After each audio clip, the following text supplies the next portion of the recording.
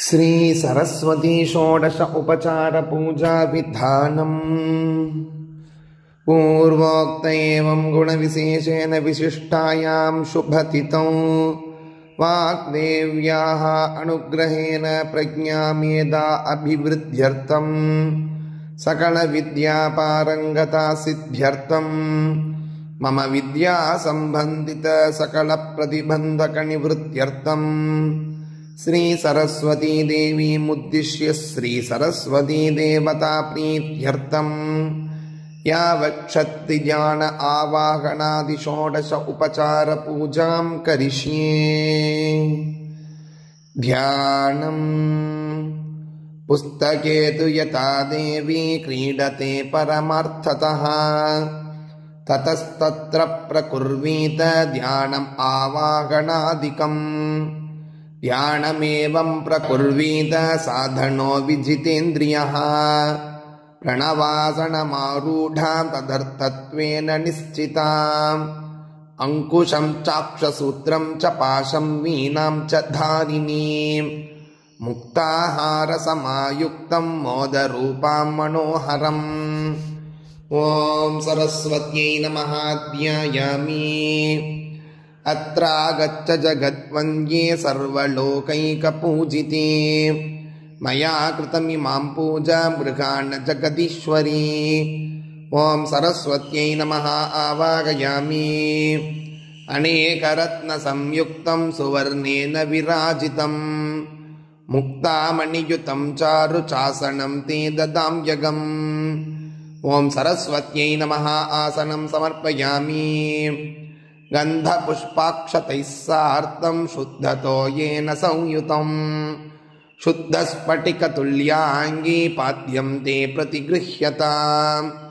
ॐ सरस्वत्यै नमः पादयोः पाद्यं समर्पयामि। भक्ताभीष्टप्रदे देवी देवदेवादिवन्दिते धातृप्रिये जगद्धात्री ददाम्यर्घ्यं गृहाण मे। ॐ सरस्वत्यै नमः हस्तयोः अर्घ्यं समर्पयामि। पूर्णचन्द्रसमानाभे कोटिसूर्यसमप्रभे भक्त्या समर्पितं वाणी गृहा आचमनीयकम्। ॐ सरस्वत्यै नमः आचमनीयं समर्पयामि। कमलभुवनजाये कोटिसूर्यप्रकाशे विशदशुचिविलासे कोमले हारयुक्ते दधि मधुघृतयुक्तं क्षीररम्भापलाढ्यम् रुचिरमधुपर्कं गृह्यतां देववन्द्ये। ॐ सरस्वत्यै नमः मधुपर्कं समर्पयामि। दधि क्षीरघृतोपेतं शर्करा मधुसंयुतं पञ्चामृतस्नानमिदं स्वीकुरुष्व महेश्वरी। ॐ सरस्वत्यै नमः पञ्चामृतस्नानं समर्पयामि।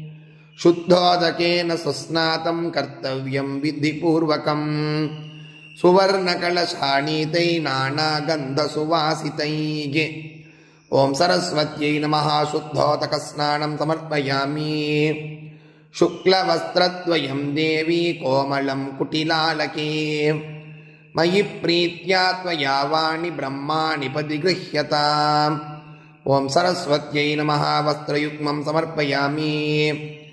शब्दब्रह्मात्मिके देवी शब्दशास्त्रकृतालये ब्रह्मसूत्रं गृहाणत्वं ब्रह्मशक्रादिपूजिते।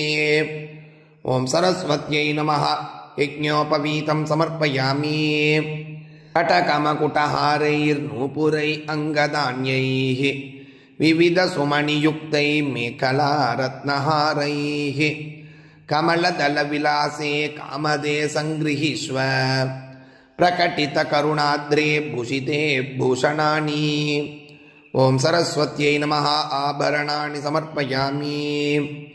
चन्दनागरुकस्तूरी कर्पूराद्यैश्च संयुतं गन्धं गृहाणत्वं देवी विधिपत्नि नमोऽस्तु ते। ॐ सरस्वत्यै नमः गन्धं समर्पयामि।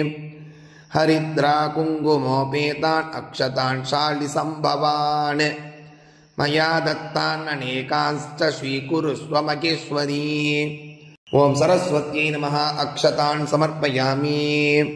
ಮಂದಾರಾದಿಸು ಪುಷ್ಪೈಶ್ಚ ಮಲ್ಲಿಕಾಭಿರ್ಮನೋಹರೈಃ ಕರವೀರೈ ಮನೋರಮ್ಯೈ ವಕುಳೈಕೇತಕೈ ಶುಭೈಃ ಪುಣ್ಣಾಗೈರ್ಜಾತಿ ಕುಸುಮೈ ಮಂದಾರೈಶ್ಚ ಸುಶೋಭಿತೈಃ ಕಲ್ಪಿತಾನಿ ಚ ಮಾಲ್ಯಾನಿ ಗೃಹಾಣಾಮರವಂದಿತೇ. ಓಂ ಸರಸ್ವತ್ಯೈ ನಮಃ ಪುಷ್ಪೈಃ ಪೂಜಯಾಮಿ. ಓಂ ಬ್ರಹ್ಮಣ್ಯೈ ನಮಃ ಪಾದೌ ಪೂಜಯಾಮಿ. ಓಂ ಭಾರತ್ಯೈ ನಮಃ ಪುಲ್ಪೌ ಪೂಜಯಾಮಿ. ಓಂ ಜಗತ್ಸ್ವರೂಪಿಣ್ಯೈ ನಮಃ ಜಂಘೌ ಪೂಜಯಾಮಿ. ಓಂ ಜಗದಾದ್ಯಾಯೈ ನಮಃ ಜಾನುನಿ ಪೂಜಯಾಮಿ. ಓಂ ಚಾರು ವಿಲಾಸಿನ್ಯೈ ನಮಃ ಊರು ಪೂಜಯಾಮಿ. ಓಂ ಕಮಲ ಭೂಮಯೇ ನಮಃ ಕಟಿಂ ಪೂಜಯಾಮಿ. ಓಂ ಜನ್ಮಹೀನಾಯೈ ನಮಃ ಜಗಣಂ ಪೂಜಯಾಮಿ. ಓಂ ಗಂಭೀರನಾಭಯೇ ನಮಃ ನಾಭಿಂ ಪೂಜಯಾಮಿ. ಓಂ ಹರಿಪೂಜ್ಯಾಯೈ ನಮಃ ಉದರಂ ಪೂಜಯಾಮಿ. ಓಂ ಲೋಕಮಾತ್ರೇ ನಮಃ ಸ್ತನೌ ಪೂಜಯಾಮಿ.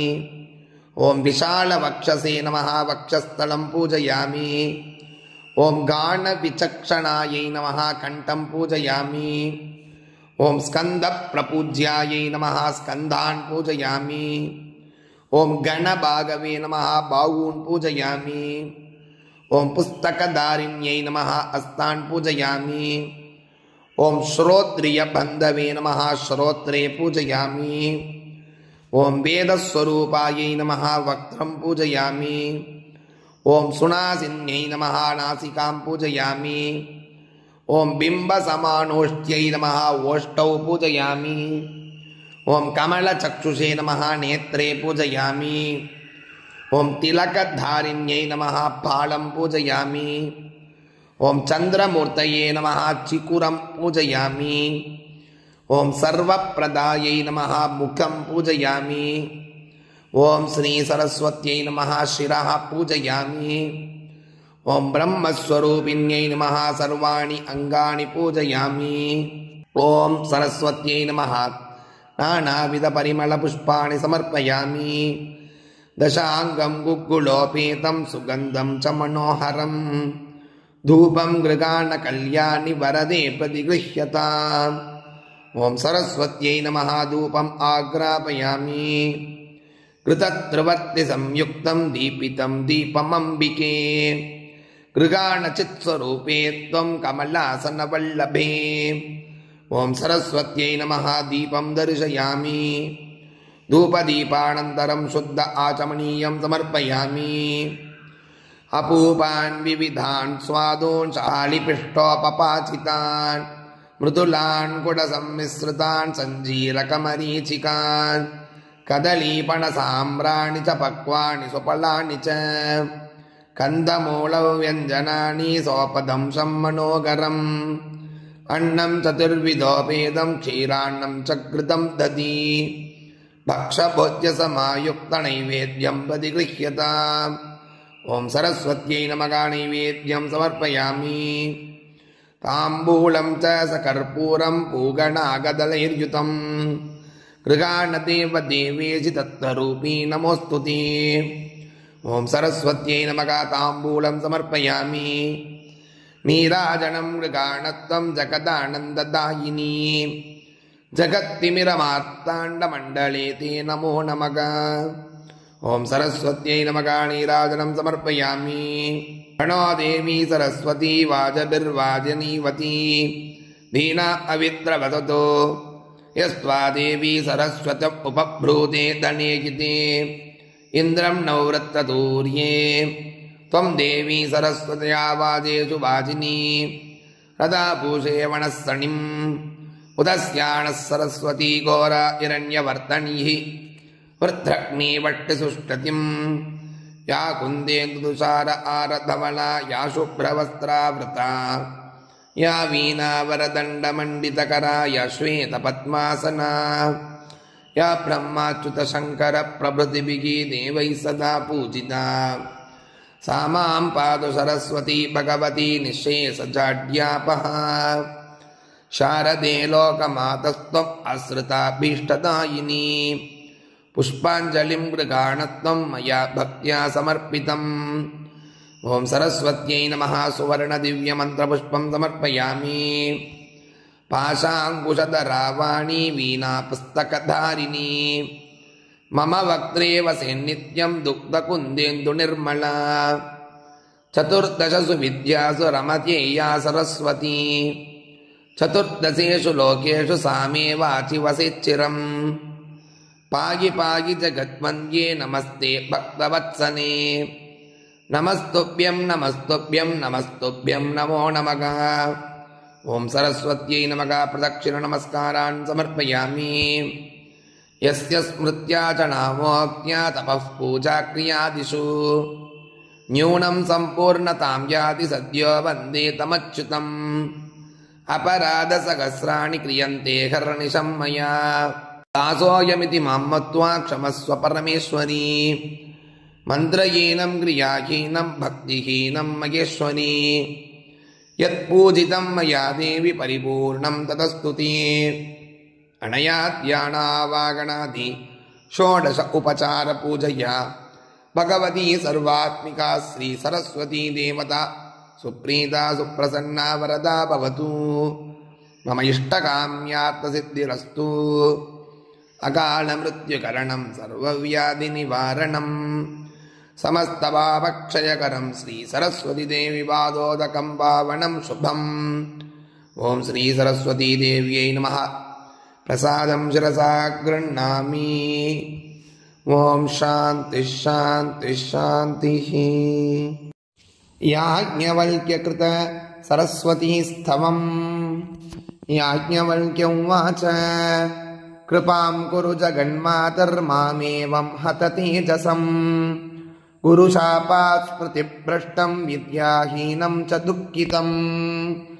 ज्ञानं देहि स्मृतिं विद्यां शक्तिं शिष्यप्रबोधिनीं ग्रन्थकर्तृत्वशक्तिं च सुशिष्यं प्रतिष्ठितम् प्रतिभां सत्सभायां च विचारक्षमतां शुभां लुप्तं सर्वं दैवयोगान्नवीभूतं पुनः कुरु यथाङ्गुरं भस्मणि च यरोति देवता पुनः ब्रह्मस्वरूपा परमा ज्योतिरूपा सनातनी सर्वविद्यादिदेवी या तस्यैवान्यै नमो नमः विसर्गबिन्दुमात्रासु यदधिष्ठानमेव च तदधिष्ठात्री या देवी तस्यैवान्यै नमो नमः व्याख्यास्वरूपा सा देवी व्याख्याधिष्ठातृरूपिणी यया विना प्रसङ्ख्यावान् संख्यां कर्तुं न शक्यते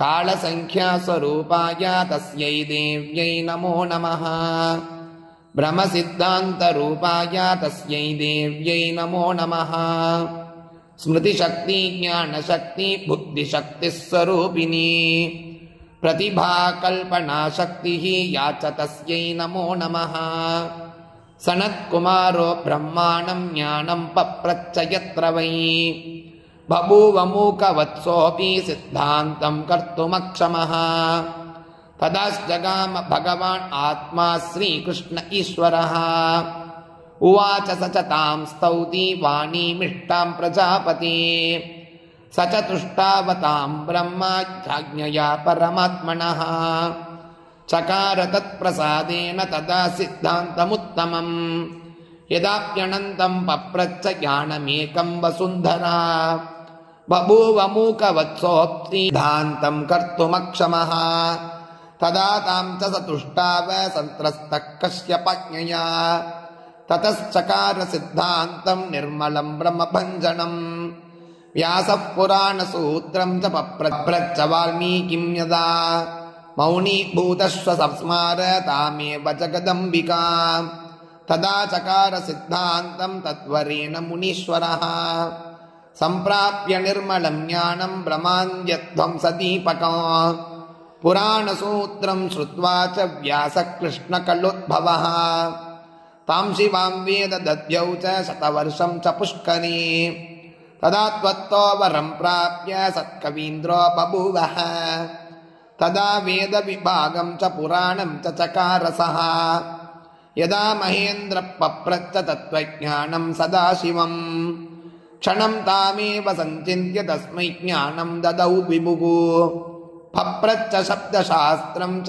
महेन्द्रश्च बृहस्पतिं दिव्यवर्षसहस्रं च सत्त्वां दद्यौ च पुष्करे तदा त्वत्तो वरं प्राप्य दिव्यवर्षसहस्रकम् उवाच शब्दशास्त्रं च तदर्थं च सुरेश्वरम् अद्यापिताश्च ये शिष्या यैरदीतं मुनीश्वरैः ते च तां परिसञ्चिन्त्य प्रवर्तन्ते सुरेश्वरीं त्वं संस्तुता पूजिता च मुनीन्द्रैर्मनुमानवैः दैत्येन्द्रैश्च सुरैश्चापि ब्रह्मविष्णुः शिवादिभिः जडीभूतः सहस्रास्यः पञ्चवक्त्रश्चतुर्मुखः यां स्तोतुं किमगं स्तौमि तामेकास्येन मानवः इत्युक्त्वा याज्ञवल्क्यश्च भक्तिनम्रात्मकन्दरः प्रणनाम निराहारो रुरोद च मुहुर्मुहुः ज्योतिरूपामगामाया तेन दृष्टाप्युवाच तम्